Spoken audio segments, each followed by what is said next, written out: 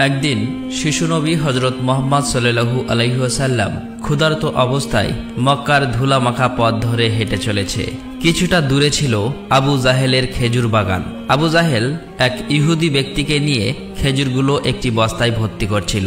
শিশু নবী মুহাম্মদ সাল্লাল্লাহু আলাইহি ওয়াসাল্লাম তখন ক্ষুধার্ত ছিল, তাই ক্ষুধা নিবারণের জন্য দুটি খেজুরের আশায় আবু জাহেলের খেজুর বাগানের দিকে যেতে লাগলো। শিশু নবী মুহাম্মদ সাল্লাল্লাহু আলাইহি ওয়াসাল্লাম ধীরে ধীরে সেই খেজুর বাগানে হাজির হলেন এবং আবু জাহেলকে সালাম দিয়ে বিনয়ের সঙ্গে বললেন, চাচা যান, আমার খুব ক্ষুধা পেয়েছে, আমাকে দুটি খেজুর দিতে পারবেন? তখন আবু জাহেল তাচ্ছিল্য ভরা চোখে তাকিয়ে বলল, হে মুহাম্মদ, তোমাকে খেজুর দিতে পারি, কিন্তু একটি শর্ত আছে। ওই যে ব্যক্তিটি দাঁড়িয়ে আছে তার কাছে বস্তা আছে, ওইগুলো তুমি মাথায় করে নিয়ে আমার বাড়িতে দিয়ে আসো, তাহলে তুমি খেজুর পাবে। তখন শিশু নবী সাথে সাথে ওই ইহুদি ব্যক্তির কাছে চলে গেলেন। ইহুদি লোকটি তাকে অবাক হয়ে দেখে বললেন, হে বালক মুহাম্মদ, তুমি কি জন্য এসেছো? শিশু নবী মুহাম্মদ সাল্লাল্লাহু আলাইহি ওয়াসাল্লাম বললেন, আমি এই বস্তা মাথায় করে নিয়ে যাব। ইহুদি ব্যক্তিটি বললেন, এই ছোট্ট বয়সে তুমি কি এই বস্তা নিয়ে যেতে পারবে? শিশু নবী বললেন, নিশ্চয়ই পারবো। অতঃপর শিশু মুহাম্মদ সাল্লাল্লাহু আলাইহি ওয়াসাল্লাম ধুলিমাখা শরীরে মাথায় বিশাল বস্তা নিয়ে হেঁটে চললেন। ছোট্ট ছোট্ট পা, ক্লান্ত দেহ, কিন্তু চেহারায় এক অপার্থিব শান্তি। এবং তার পিছু চলেছে আবু জাহেল এবং সেই ইহুদি ব্যক্তি। কিছুক্ষণ পর সেই বস্তা আবু জাহেলের বাড়ির সামনে এসে রাখলেন। তখন ইহুদি ব্যক্তি এই বস্তা নিয়ে বাড়ির ভিতরের কোণে রেখে দিলেন। তারপর শিশু নবী হযরত মুহাম্মদ সাল্লাল্লাহু আলাইহি ওয়াসাল্লাম বললেন, চাচা যান, আমাকে খেজুর দেবেন না? তখন আবু জাহেল মাত্র একটি খেজুর দিলেন। তখন শিশু নবী হযরত মুহাম্মদ সাল্লাল্লাহু আলাইহি ওয়াসাল্লাম বললেন, চাচা যান, আর একটি খেজুর দেবেন না? এই নির্দোষ চাওয়াই যেন আবু জাহেলের আগুনে ঘি ঢেলে দিল। সে রেগে গিয়ে হঠাৎ করে একটি প্রচণ্ড থাপ্পড় মারল শিশু মুহাম্মদ সাল্লাল্লাহু আলাইহি ওয়াসাল্লামের গালে। সঙ্গে সঙ্গে সূর্য যেন হঠাৎ ডুবে গেল, আকাশ কেঁদে উঠল, বাতাস স্তব্ধ হয়ে গেল, পাহাড় পর্বত যেন অশ্রু ঝরালো। যে একটি নিষ্পাপ শিশুর উপর এমন অন্যায়! নিষ্ঠুর আবু জাহেল হাসতে হাসতে ঘরে প্রবেশ করল।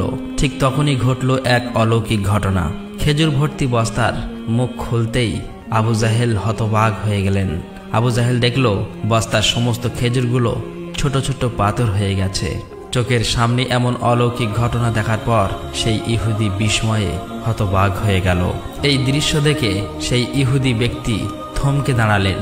এমন অলৌকিক ঘটনার কথা জানানোর জন্য ইহুদি ব্যক্তিটি দ্রুত তাদের নেতার কাছে ছুটে গেল। কিন্তু নিষ্ঠুর অত্যাচারী আবু জাহেল তখন ঘর থেকে বের হয়ে এলো এবং কটাক্ষ করে বললেন, হে মুহাম্মদ, তুমি তো বড় জাদুঘর, আমার খেজুরগুলো জাদু করে পাথর করে দিয়েছ। শিশু নবী মুহাম্মদ সাল্লাল্লাহু আলাইহি ওয়াসাল্লাম নরম কণ্ঠে মাথা নিচু করে বললেন, চাচা যান, আমি কিছুই জানি না। এই কথা বলতেই নিষ্ঠুর আবু জাহেল আর একটা চড় মারলেন। চড়ের শব্দে যেন আবারও আকাশ কেঁপে উঠল, পাহাড় স্তব্ধ হয়ে গেল, আর শিশুটির চোখে জমে উঠল এক বিন্দু অশ্রু। কিন্তু কি আশ্চর্য, শিশু মুহাম্মদ শুধু এতটুকুই বললেন, চাচা যান, আপনার হাতে ব্যথা লাগেনি তো? আহা, কি মমতা, কি সহমর্মিতা! নিজে চড় খেলেন, অথচ চিন্তা করলেন চড় মারা মানুষের ব্যথার কথা। অতঃপর শিশু নবী সেই ব্যথা আর অপমানের বোঝা নিয়ে বাড়ি ফিরলেন। এই ঘটনা দেখে গাছগুলো পাহাড়গুলো বলতে লাগলো, আহ আফসোস, যাকে না সৃষ্টি করলে এই জমিন, এই আসমান, এই পৃথিবী কিছুই সৃষ্টি হতো না। সেই মহান নবী আজ ক্ষুধার্ত, অপমানিত, অবহেলিত। কিন্তু তবুও পাষাণ্ড আবু জাহেলের হৃদয় এতটুকুও কাঁপল না, এক বিন্দু অনুতাপও তার চোখে এলো না। এদিকে সেই ইহুদি ব্যক্তিটি তাদের নেতার কাছে এসে বলল, আজ এমন এক ঘটনা দেখেছি যা কল্পনাকেও হার মানায়। আব্দুল্লাহর পুত্র শিশু মুহাম্মাদের এমন ক্ষমতা আছে যা দুনিয়ার কারণেই। তাকে একটা চড় মারলে খেজুর সব পাথর হয়ে যায়। আচ্ছা, আপনি কি বলতে পারবেন এটা কি জাদু না অলৌকিক ক্ষমতা? তখন তাদের নেতা বললেন, আমরাও শুনেছি আমাদের ধর্মগ্রন্থ নাকি মুহাম্মাদের নাম আছে, সে হবে শ্রেষ্ঠ নবী এবং শেষ নবী। তবে তিনি কি এই মুহাম্মদ, এটা জানার জন্য আমাদের ধর্মগুরুর সান্নিধ্য প্রয়োজন। যদি এটা সত্য হয় তবে তাকে আমরা বাঁচাতে দেব না, এই পৃথিবী থেকে সরিয়ে দেব। তোমরাও যাও, আমাদের ধর্মগুরুর কানে এটি পৌঁছে দাও তখন সেই ইহুদি ব্যক্তিটি আবারও আবু জাহেলের বাড়ির দিকে রওনা হলেন। যেতে যেতে সেই খেজুর বাগানের কাছে উপস্থিত হয়ে দেখলেন সমস্ত খেজুর গাছের খেজুর নেই, সব একেবারে পাথর হয়ে গেছে। এটা দেখে সেই ইহুদি ব্যক্তিটি হতভম্ব হয়ে গেলেন। তিনি আর এক মুহূর্ত দাঁড়ালেন না, খুব দ্রুত আবু জাহেলের বাড়ির দিকে রওনা হলেন। আবু জাহেলের বাড়িতে এসে বললেন, ভাই, আপনার খেজুর বাগানের সমস্ত খেজুরগুলো তো পাথরে পরিণত হয়ে গেছে। এখন এটাকে যদি ফিরিয়ে আনতে না পারেন তাহলে অনেক টাকা ক্ষতি হয়ে যাবে। এটাকে ফেরানোর একমাত্র পথ হলো শিশু মুহাম্মাদের কাছে ক্ষমা চাওয়া। কিন্তু আবু জাহেল ক্ষমা চাওয়ার পাত্র ছিল না। সে ছিল নিষ্ঠুর এবং অতি চালাক। তাই সে চালাকি করেই বলল, ঠিক আছে, চলো আমরা মুহাম্মাদের বাড়িতে গিয়ে দেখি। এই বলে তারা শিশু মুহাম্মদ সাল্লাল্লাহু আলাইহি ওয়াসাল্লামের বাড়ির দিকে রওনা হলেন। শিশু মুহাম্মদ সাল্লাল্লাহু আলাইহি ওয়াসাল্লাম থাকতেন চাচা আবু তালেবের সঙ্গে। চাচা আবু তালেব তখন ঘরে একা। কিছুক্ষণের মধ্যেই আবু জাহেল এসে হাজির হয়ে বললেন, হে আবু তালেব, শিশু মুহাম্মদ কোথা থেকে এমন জাদু শিখেছে? সে তো বড় জাদুঘর। সে আমার খেজুরগুলো সব পাথর করে দিয়েছে। কোথায় গিয়েছে তুমি কি খবর রাখো? তাকে তো খুঁজে পাওয়া যাচ্ছে না। দেখো কোন পাহাড়ের কিনারায় জঙ্গলের বাঘ ভাল্লুকে খেয়ে নিয়েছে কিনা। এই কথা শোনা মাত্রই চাচা আবু তালেব আর দেরি করলেন না, শিশু নবীকে খুঁজতে বার হলেন। এদিকে শিশু নবী হযরত মুহাম্মদ সাল্লাল্লাহু আলাইহি ওয়াসাল্লাম পাহাড়ের কিনারায় বসে কাঁদছে আর বলছে, আজ যদি আমার মা বাবা বেঁচে থাকতো আমার সাথে কেউ এরূপ ব্যবহার করতে পারত না। আমি আজ বড় একা। শিশু নবীর কান্না দেখে জঙ্গলের বাঘ ভাল্লুক হরিণ সেখানে আসলেন। সেই ব্যথায় ব্যতীত হয়ে তারাও যেন কাঁদছে আর বলছে, ইয়া রাসূলুল্লাহ, রাহমাতুল লিল আলামিন, এই চর যেন আমাদের লেগেছে। ইয়া রাসূলুল্লাহ, তুমি আর কেঁদো না, এই কান্না আমরা সহ্য করতে পারছি না। অতঃপর কিছুক্ষণের মধ্যেই চাচা আবু তালেব সেখানে হাজির হলেন। এটা দেখার পর তিনি আর কিছুই বললেন না, একেবারে অবাক হয়ে গেল। তখন চাচা আবু তালেব সান্ত্বনা দিয়ে বললেন, তোমাকে এমন কষ্ট দিল, আমি তো আছি। আমি বেঁচে থাকতে কেউ তোমাকে আঘাত করতে পারবে না। অতঃপর শিশু নবীকে নিয়ে চাচা আবু তালেব বাড়িতে চলে এলেন। সেই রাতেই চাচা আবু তালেব আবু জাহেলের বাড়িতে গিয়ে বললেন, তুমি তাকে জাদুঘর বলছো, অথচ সে তো কিছুই চায়নি। সে তো তোমার খেজুর নেয়নি, তোমার বিরুদ্ধে কিছু বলেনি। এই শিশুর চোখে যে অশ্রু ঝরেছে সেই অশ্রু একদিন পাহাড়ও গলিয়ে দেবে। এই কথা বলে তিনি সেখান থেকে চলে আসলেন। এই কথা শুনে আবু জাহেল কোনো জবাব দিল না, কারণ এই শিশুর মধ্যে এমন কিছু ছিল যা সে অনুভব করতে পারছিল কিন্তু স্বীকার করতে পারছিল না। আসলে আবু জাহেল ছিল মিথ্যাবাদী এবং অত্যাচারী। সেই রাতে মক্কার আকাশে এক উজ্জ্বল আলো দেখা গেল। সবাই ভাবল বুঝি কোনো তারা পড়েছে। ফেরেশতারা একে একে নেমে আসলো। এক ফেরেশতা আরেক ফেরেশতাকে বলল, এই শিশুর চোখে পানি দিয়ে একদিন মহা কিতাব নাজিল হবে। এই শিশু হবে শ্রেষ্ঠ মানব তথা শ্রেষ্ঠ নবী, যা সমগ্র বিশ্ববাসীর জন্য রহমত স্বরূপ।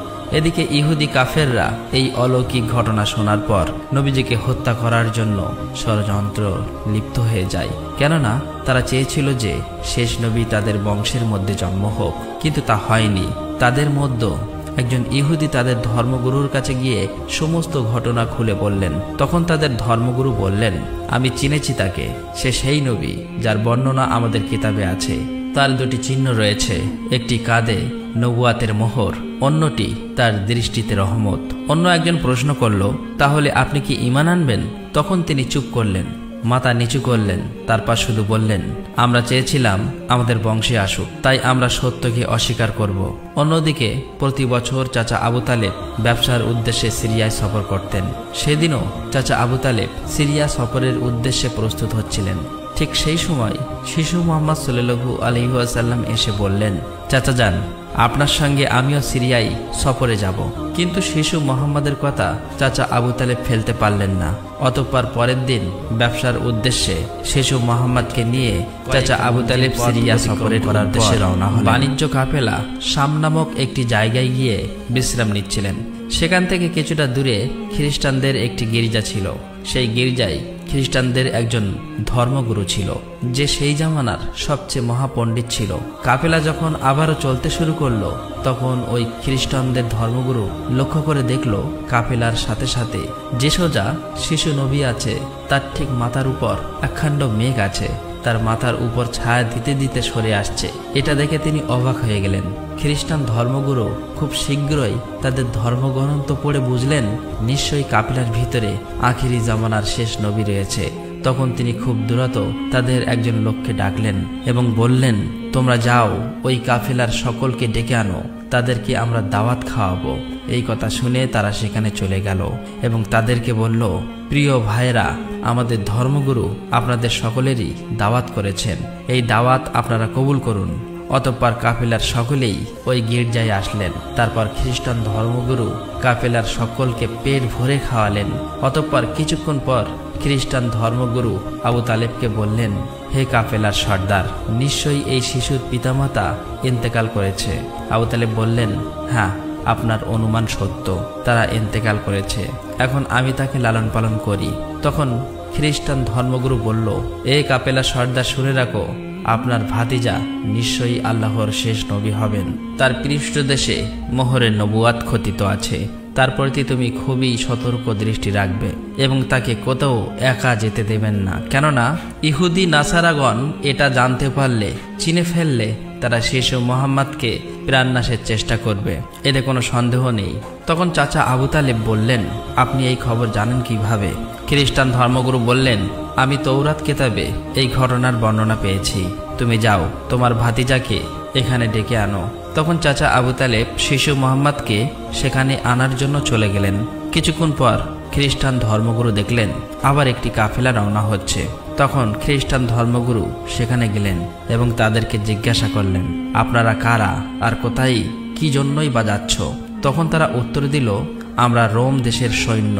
আমাদের বাদশাহ আমাদেরকে পাঠিয়েছে যে দুনিয়াতে নাকি আখিরি নবীর আবির্ভাব হয়েছে অনেকদিন আগেই। আমরা তার সন্ধান করছি, তাকে খুঁজে ফেলে হত্যা করে দেব। আপনি কি তার কোনো সন্ধান দিতে পারবেন? তখন খ্রিস্টান ধর্মগুরু বলল, তোমরা বৃথায় তাকে খুঁজে বেড়াচ্ছ। আল্লাহ তাআলা যদি সত্যিই তার শেষ নবীকে দুনিয়ায় পাঠিয়ে থাকেন, তবে তো তিনি নিজেই তাকে হেফাজত করবেন। কারো এমন সাধ্য নেই যে তাকে হত্যা করতে পারবে। অতএব তোমরা আবারও রোম দেশে ফিরে যাও। এই কথা শুনে ওই সৈন্যগুলো ফিরে গেল। এভাবেই সেই দিন অতিবাহিত হয়ে গেল।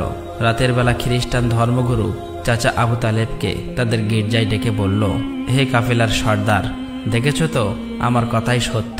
ইহুদি নাসারাগণ আখিরি নবীর সাথে চরম শত্রুতা পোষণ করে। তারা যদি শেষ নবীকে হাতের কাছে পেয়ে যায় তাহলে হত্যা করার চেষ্টা করবে। অতএব ভাতিজাকে নিয়ে বিদেশে যাওয়া উচিত হবে না, ফিরে যাও। অতঃপর পরের দিন চাচা আবু তালেব আর বিদেশ সফর করলেন না, আবারও দেশের পথে ফিরে আসতে লাগলেন। কিছুক্ষণ যাবার পর পথের মধ্যে একটি ঘোড়া দেখতে পেলেন, কিন্তু সেখানে কোনো মানুষ ছিল না। এটা দেখে তারা সেখানে দাঁড়িয়ে পড়লেন। তারপর দেখলেন একজন মানুষ মৃত অবস্থায় পড়ে আছে। আসলেই এটি ছিল একজন ইহুদি যে শিশু নবীকে হত্যা করতে এসেছিল। কিন্তু আজ সেই শিশু নবী নিজে তাকে বাঁচিয়ে তুলছে, নিজের হাতে পানি খাওয়াচ্ছেন। এভাবেই তাকে বাঁচিয়ে নিজেদের সাথে নিয়ে আবারও পথ চলতে শুরু করলেন। এভাবেই চলতে চলতে তাদের কাফেলা একটি সাগরের কিনারায় এসে উপস্থিত হলেন। সেখানে ছিল একটি জেলে সম্প্রদায়ের বসবাস। তাদের কাফেলা সেখানেই বিশ্রাম নিচ্ছিলেন। কিন্তু ওখানকার জেলে সম্প্রদায় ছিল মূর্তি পূজারী। তারা ছিল কুসংস্কারে আবদ্ধ। চাচা আবু তালেব হঠাৎ করে একটি জায়গায় গিয়ে দেখল একদল জেলে সম্প্রদায় মূর্তি পূজা করছে। তখন তাদের মধ্যে একজনকে জিজ্ঞাসা করলো, প্রিয় ভাইরা, আপনারা এমন করে মূর্তি পূজা করছেন কেন? তখন সেই ব্যক্তি বলল, আমাদের জালে বহুদিন থেকে মাছ ধরা পড়ে না, তাই সমুদ্রের দেবতাকে খুশি করার জন্য এই পূজার আয়োজন করেছি। এদিকে শিশু মুহাম্মদ সাল্লাল্লাহু আলাইহি ওয়াসাল্লাম লক্ষ্য করে দেখলেন একটি বড় মূর্তির সাথে একজন মা ও তার বাচ্চাকে শিকল দিয়ে বেঁধে রাখা হয়েছে, তাদেরকে বলি দেবে বলে। কেননা এই জেলে সম্প্রদায়ের বিশ্বাস ছিল এভাবে বলি দিলে তাদের দেবতা খুশি হবে, তাদের জালে আবারও মাছ ধরা পড়বে।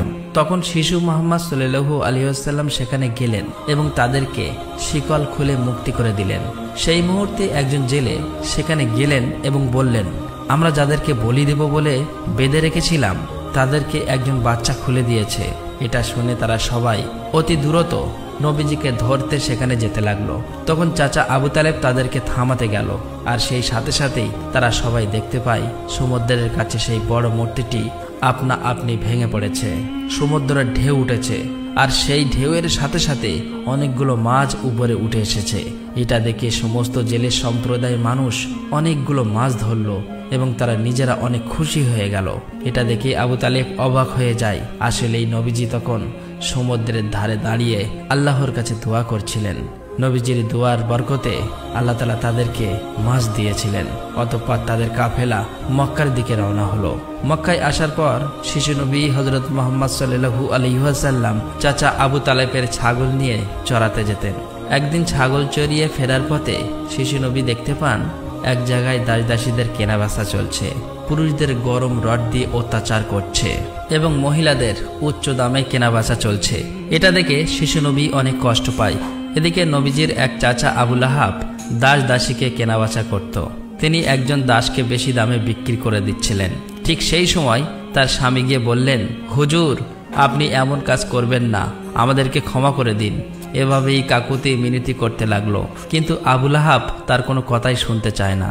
ঠিক সেই সময় আমাদের দয়ার নবী সেখানে হাজির হয় এবং চাচা আবু লাহাবকে বলে, আপনি এই মহিলাকে বিক্রি করবেন না। তখন আবু লাহাব বলে, আমি এই মহিলাকে অনেক বেশি দামে কিনেছি, আমার মূল্য পরিশোধ করে দিলে আমি তাকে ছেড়ে দেব। তখন শিশু নবী তার এই মূল্য পরিশোধ করে দিলেন, আর সেদিন সেই মহিলা নবীজির জন্য মুক্তি পেয়েছিলেন। অতঃপর সেই সময় মক্কায় বহুদিন ধরে বৃষ্টি হচ্ছিল না। মক্কায় বড় বড় নেতারা একত্রিত হয়ে বলতে লাগলো, মক্কায় বহুদিন ধরে বৃষ্টি হচ্ছে না, আমাদের বাচ্চারা মারা যাচ্ছে, পশু পাখি মারা যাচ্ছে। তাই আমরা সবাই মিলে কসম করছি যে আমরা সবাই কাবার কাছে আসব এবং সেখানে গিয়ে বৃষ্টি চাইব। যতক্ষণ না বৃষ্টি আসে ততক্ষণ আমরা সেখান থেকে আসব না। এই কথা বলার পর সবাই একে একে কাবার দিকে যেতে লাগলো। সেখানে চাচা আবু তালেবও যাবে। ঠিক এমন সময় শিশু মুহাম্মদ সাল্লাল্লাহু আলাইহি ওয়াসাল্লাম চাচা আবু তালেবকে জিজ্ঞাসা করলেন, চাচা যান, আপনি কোথায় যাচ্ছেন? চাচা আবু তালেব বললেন, হে মুহাম্মদ, আমাদের মক্কা শুকিয়ে গিয়েছে, বহুদিন বৃষ্টি হয় না, একে একে সবাই মারা পড়ছে, তাই বৃষ্টির জন্য কাবা ঘরের কাছে যাচ্ছি। তখন শিশু নবী বললেন, চাচা যান, আপনি আমাকে সাথে নিয়ে চলেন। তখন চাচা আবু তালেব বললেন, হে মুহাম্মদ, তুমি এখন ছোট্ট, সেখানে মক্কার বড় বড় নেতারা থাকবে, আমি যদি তোমাকে নিয়ে যাই তাহলে সকলেই আমাকে অপমান করবে। তখন শিশু নবী বললেন, চাচা যান, আপনি আমাকে সাথে নিয়ে চলেন, তারা যদি আমাকে সেখানে থাকতে না দেয় তাহলে আমি চলে আসব। শিশু নবীর মুখে এমন কথা শোনার পর চাচা আবু তালেব তার কথা ফেলতে পারলেন না। আসলে তিনি তাকে খুবই ভালোবাসতেন, তাই তিনি তাকে নিয়ে কাবার দিকে রওনা হলেন। কিছুক্ষণ পর তারা কাবার কাছে গিয়ে হাজির হলেন। দেখলেন কাবা ঘরের কাছে মক্কার বড় বড় নেতারা হাজির হয়েছে। আশেপাশের পুরুষ মহিলা সবাই হাজির হয়েছে, কেননা তারা শপথ নিয়েছে বৃষ্টি না আসা পর্যন্ত কাবা ঘর আঁকড়ে ধরে রাখবে। মক্কার বড় বড় নেতারা বলতে লাগলো, হে আবু তালেব, তুমি কি জানো না আমরা এখানে শপথ করে এসেছি, তুমি এই শিশুটিকে কেন নিয়ে এসেছো? এখানে তো তার কোনো প্রয়োজন নেই। তখন আবু তালেব বললেন, হে মুহাম্মদ, তুমি পিছনের দিকে চলে যাও। এই কথা শুনে শিশু মুহাম্মদ পিছনের দিকে চলে গেলেন। অতঃপর মক্কার বড় বড় নেতারা একসাথে বলতে লাগলো, হে কাবা ঘরের স্রষ্টা, আমাদের পানির ব্যবস্থা করে দিন, আমরা আর পারছি না। এভাবেই বলতে বলতে সারা রাত কেটে গেল, কিন্তু একটুও বৃষ্টি হলো না। সকাল গড়িয়ে দুপুর হয়ে গেল, বৃষ্টি হলো না। এদিকে কাবা ঘরও গরম হতে শুরু করলো। এর মাঝে তিনজন গরম সহ্য করতে না পেরে গরমে অজ্ঞান হয়ে গেল। কিছু লোক তাদেরকে নিয়ে এক জায়গায় চিকিৎসার ব্যবস্থা করলেন। এদিকে একজন চাচা আবু তালেবের পিছনে আঁকড়ে ধরলেন। চাচা আবু তালেব যখন পিছনে ফিরে তাকালেন, দেখলেন শিশু মুহাম্মদ সেখানে দাঁড়িয়ে আছে। অত্যন্ত রেগে গেলেন এবং বললেন, হে মুহাম্মদ, তুমি এখানে কেন এসেছো? তখন শিশু মুহাম্মদ বললেন, চাচা যান, আমাকে আসতে দিন, আমি আসলেই মহান আল্লাহ তাআলা পানি বর্ষণ করবেন। তখন চাচা আবু তালেব বললেন, এখানে এতগুলো মক্কার বড় বড় নেতা আছে, তারা সবাই পানি চাইছে, কিছু হচ্ছে না, আর তুমি এখন এই শিশু বয়সে কি করবে? তুমি চাইলে পানি হবে? এটা সম্ভব? অতএব তুমি পিছনের দিকে চলে যাও। এই কথা শুনে শিশু নবী আবার পিছনের দিকে চলে আসলেন। এদিকে পুনরায় তারা একসাথে বলতে লাগলো, হে কাবা ঘরের স্রষ্টা, আপনি আমাদের পানির ব্যবস্থা করে দিন। কিন্তু কোনো মতেই বৃষ্টি হলো না। তখন সবাই ক্লান্ত হয়ে এক জায়গায় বিশ্রাম নিচ্ছিলেন।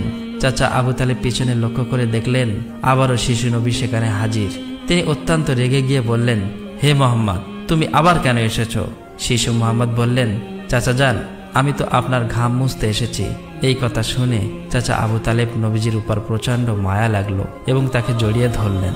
তখন শিশু মোহাম্মদ আবার বললেন, চাচা যান, আমাকে একটিবার কাবা ঘরের কাছে যেতে দিন, আমি গেলে আল্লাহ তাআলা পানি বর্ষণ করবেন। সেখানে থাকা মক্কার নেতাদের মধ্যে একজন এই কথাটি শুনতে পেল। শিশু মোহাম্মদ চিৎকার করে বলতে লাগলো, হে মক্কার মানুষেরা, চেয়ে দেখো, পানি চলে এসেছে। সেখানে থাকা সমস্ত লোকেরা অবাক হয়ে বলতে লাগলো, কোথায় পানি এসেছে? এখানে তো আমরা সবাই গর্বে মারা যাচ্ছি, আর তুমি বলছো পানি চলে এসেছে? তাদের মধ্য থেকে একজন বলল, হে মোহাম্মদ, তুমি এগিয়ে যাও। কিন্তু অন্য নেতারা বলল, আমাদের মতো বড় বড় নেতা থাকতে যদি এই শিশু মোহাম্মদ সামনে চলে যায় তাহলে আমাদের মান সম্মান সব চলে যাবে। অতঃপর অনেক আলোচনার পর শিশু মোহাম্মদকে কাবা ঘরের সামনে যাবার অনুমতি দেওয়া হলো। শিশু মোহাম্মদ সাল্লাল্লাহু আলাইহি ওয়াসাল্লাম যখন কাবা ঘরের কাছে গিয়ে আকাশের দিকে মুখ তুললেন এবং আল্লাহর কাছে দোয়া চাইলেন, সঙ্গে সঙ্গে মক্কার বুকে মুষলধারে বৃষ্টিপাত শুরু হলো। দেখতে দেখতে মক্কার চারিদিকে বৃষ্টিতে পরিপূর্ণ হয়ে যায়। এটা দেখে মক্কার মানুষেরা খুবই খুশি হয়ে যায় এবং বৃষ্টিতে ভিজতে ভিজতে যে যার মতো তাদের বাড়ি চলে যায়। প্রিয় দর্শক, একবার ভেবে দেখুন, এই কাহিনীটি শুধু ইতিহাস নয়, এটা ভালোবাসা, কষ্টের আর তাকওয়ার এক জীবন্ত নিদর্শ। আমাদের দয়ার নবী, রহমতের নবী কতই না কষ্ট পেয়েছেন। তিনি এত কষ্ট সয়েও কাউকে অভিশাপ দেননি, শুধু দোয়া করছিলেন, হে আমার রব, আমার উম্মতকে মাফ করে দাও। তারা জানে না আমি কে।